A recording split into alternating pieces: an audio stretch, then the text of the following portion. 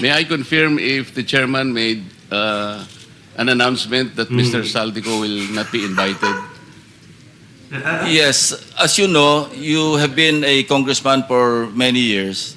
There's what we call interparliamentary courtesy. Representative Chanco was not expelled, Mr. Chair, but Yes, but he is when he was voluntarily invited, he is voluntarily appearing before the committee. yes, but there was an invitation.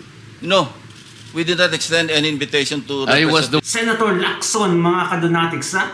Sinabihan na imbitahan si Zaldico dahil si Zaldico ang masasabi natin punot dulo sa mga corruption ngayon, aside kay Romualdez at sa presidente, maybe mga kadonatics. Ngayon, ayaw ni Ping Lacson na imbitahan si Zaldico dahil sa interparliamentary courtesy. What the heck talaga? Ay, loko talaga to si Ping Lacson, mga kadonatics. Biruin mo, lahat ng witnesses ay itinuturo na si Zaldico. Bilyon-bilyon ang nakulimbat, pero ayaw imbitahan. Wow, mga kadonatics. Akala ko ba pwede nyo i-bend ang law kahit konti? Sana yung pwedeng i-bend yung law kasi yan yung boses ng nakakarami. Ngayon, yung boses ng nakakarami, the voice of the majority, is telling you, Ping Lacson, na imbitahan si Zaldico. Pero mga kadonatics, ayaw. Bakit kaya?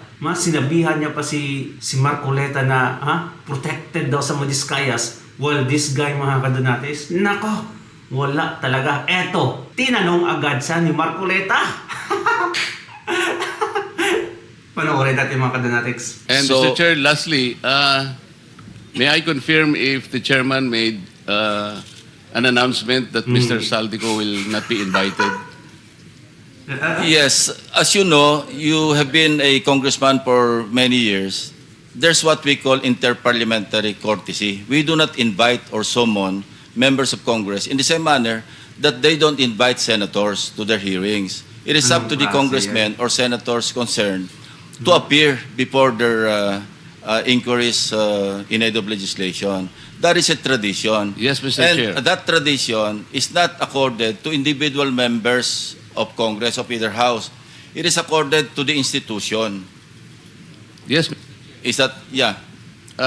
you will. Yeah, but if he is expelled, then we'll invite him. He's no longer member of Congress. Representative Chanco was not expelled, Mr. Chair, but Yes, but he is When he was voluntarily invited, he is voluntarily appearing before the committee. yes, but there was an invitation. No, we did not extend any invitation to. I was the one who invited him when I was the chairman. You can speak for yourself. Yes, that's why. He can be invited. There is no violation of interparliamentary. Anyway, that's water under the bridge. He will appear, I think, anytime now because he was informed by Senator Ejercito. So can we just proceed? No, We have a long Sinasabi ko day. po yung tungkol kay Mr. Saldico. hindi pwede mag-proceed. Sagutin mo muna. Kasi Ping Lacson, napaka-bias mo. Napaka-bias talaga, mga kadonatics. Biruin nyo, siya na yung punot dulo, mga kadonatics. Itinuturo na ng lahat ng witnesses na si Zaldico talaga. Nagre-remit sila doon, pero ayaw pa rin imbitahan. Pera ng bayan yung pinag-uusapan dito. This is a grave mistake, mga kadonatics. A grave sin, what I mean. I don't think, mga kadonatics, kailangan pa natin interparliamentary courtesy dito. Kung sakaling halimbawa nandito siya, we can invite him. Okay, thank you. No issue there. Okay, so Napa-agree tuloy si Ping Lacson. Di ba? Wala kang magawa kay Senator Marcoleta. Attorney yan. Alam yung batas. Oh, good. today we will hear the testimony of Mr. or former Undersecretary Roberto Bernardo. Kindly stand up so your oath will be administered by the Director General of the Bureau. Do you swear or affirm to tell the truth, the whole truth, and nothing but the truth in this proceeding? Thank you. You may take your seat. Thank you. Are you ready to make your statement? All right, let's go. Yes po, Mr. Chair. You may proceed.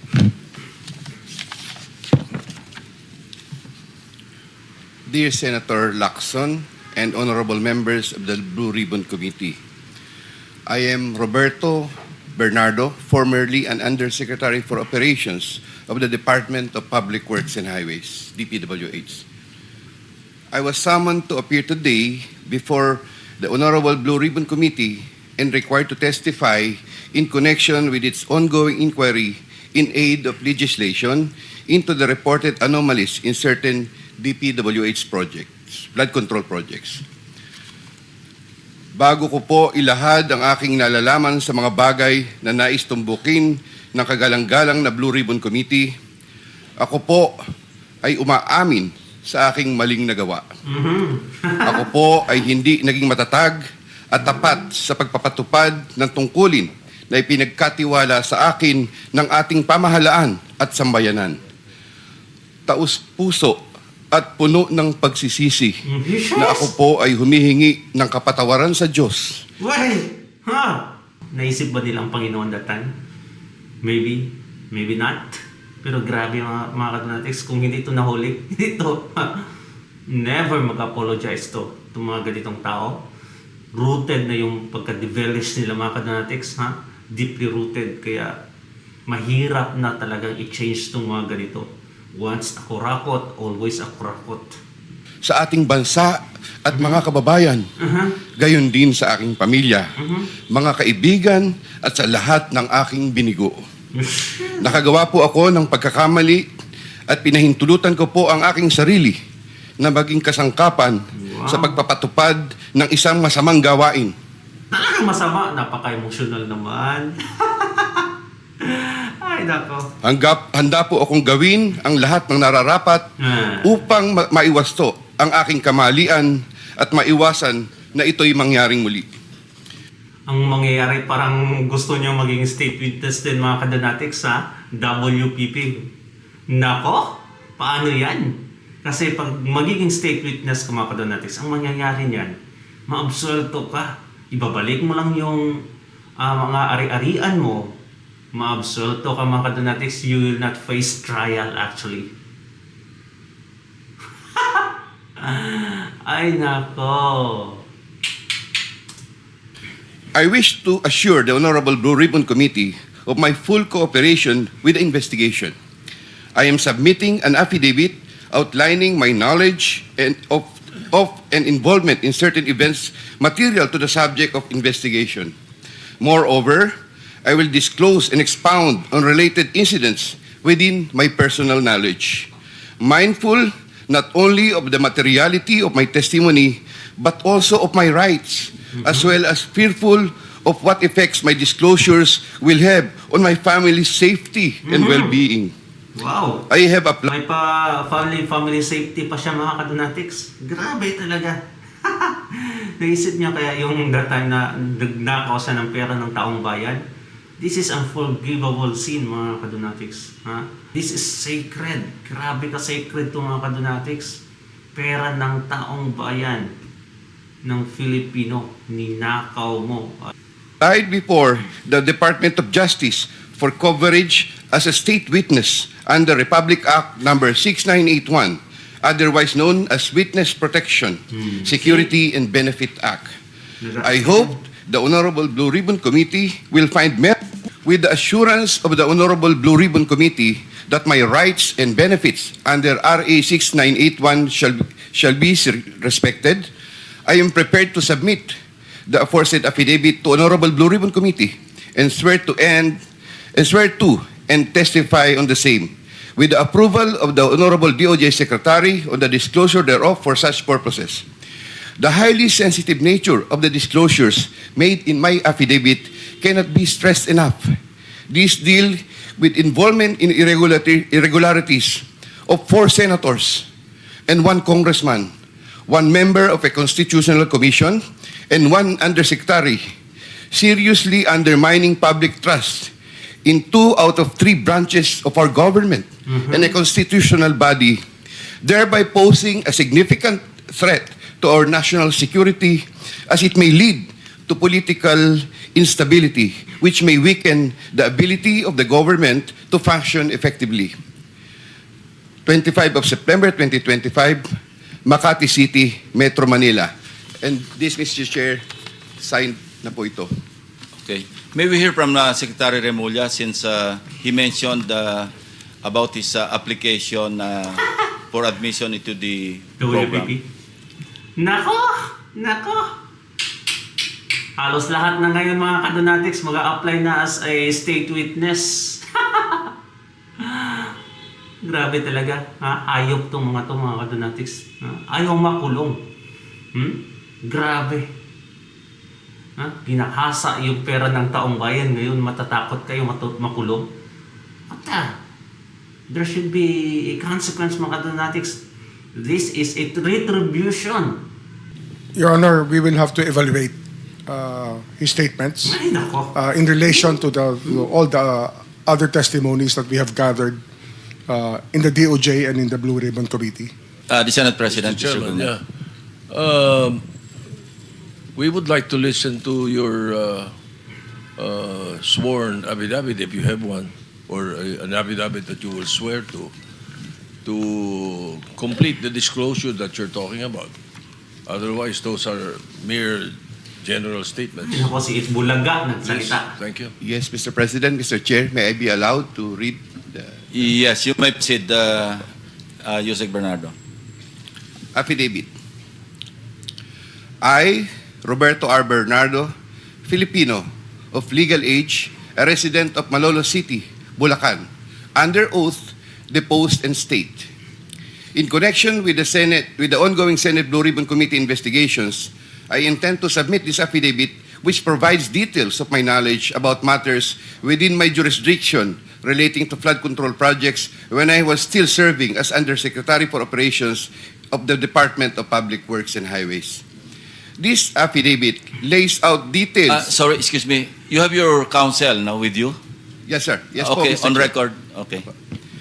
This affidavit lays out details of the involvement of legislators as well as other government officials with a commitment on my part to expand these disclosures as my best recollection of facts and records may serve.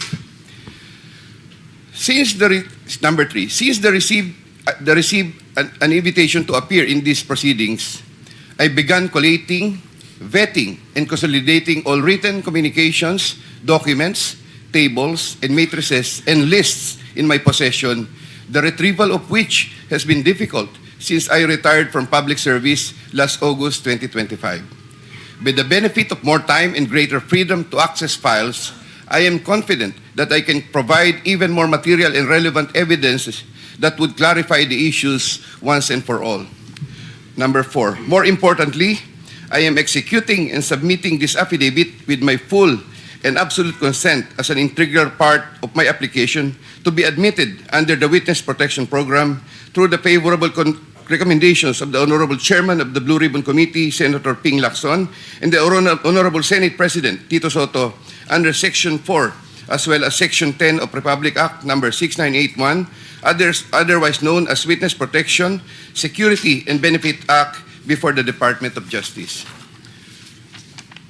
I attest and confirm that the names, dates, and transactions mentioned hereunder are based on my direct personal knowledge and have ample documentary support where necessary or desirable if given full opportunity to retrieve the same. Background facts. Ay nako, nagpapakasaya sila sa pera ng taong bayan mga kadonatics nung before sila na na-expose. Ngayon, humihingi lang sila ng Witness Protection Program, magiging part doon. What the heck? One thing I really don't understand mga kadonatics, bakit ba kailangan magiging witness protection, magiging state witness, para ilahad mo yung katotohanan? Lahat-lahat? Dapat hindi na yan mga kadonatics. Na-expose ka na. Dapat ilahad mo na. Whether magiging state witness ka or hindi. Dapat ikulong ka na. Siguro sasabihin na lang natin mga kadonatics na malilasag kahit konti yung sentence niya mga kadonatics kung makipag-ugnayan siya. Ilalahad niya ang lahat. Pero para magiging state witness, maabsolto ka. Totally wrong para sa akin mga kadonatics. So what do you think? Comment down below mga kadonatics.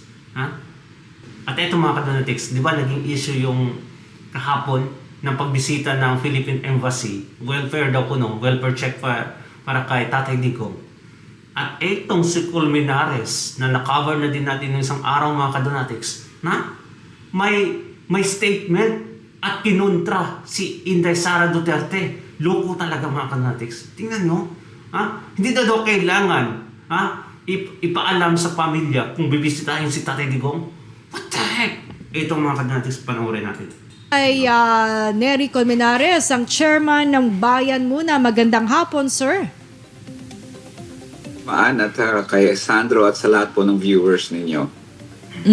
Sir, reaction po doon sa sinasabi ni VP Sara Duterte sa isinagawang welfare check sa dating Pangulong Rodrigo Duterte sa loob ng kanyang detention cell ng ICC sa The Hague. Kasi sinasabi niya, sir, na bakit walang paalam sa mismong pamilya at baka daw ay may panganib itong dala sa dating presidente. Sir Nery. Napaka-far-fetched noon, kasi humingi sila ng postponement ng confirmation hearing at ang rason nila doon ay unfit siya for trial. Ngayon, syempre medical yon, no? And therefore, ang napaka-natural na syempre, sige, grant namin yung request nyo na i-reset muna, pero titingnan ng ICC kung totoo yung sinabi nilang medically unfit.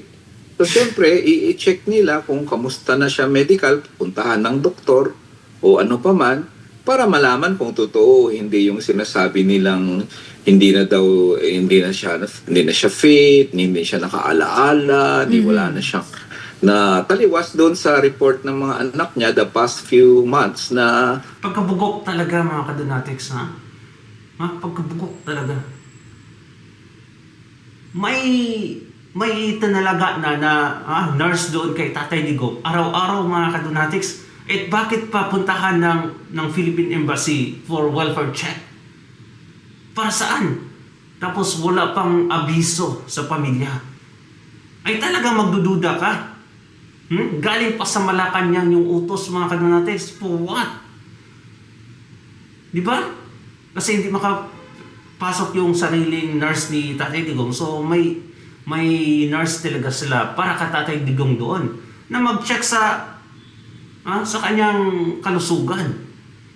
And then, ngayon mga kadonatics, pinapasok nila yung Philippine Embassy na mag-welfare check at Tatay Digong. And that is absolutely disrespect mga kadonatics para sa pamilya Dutertes.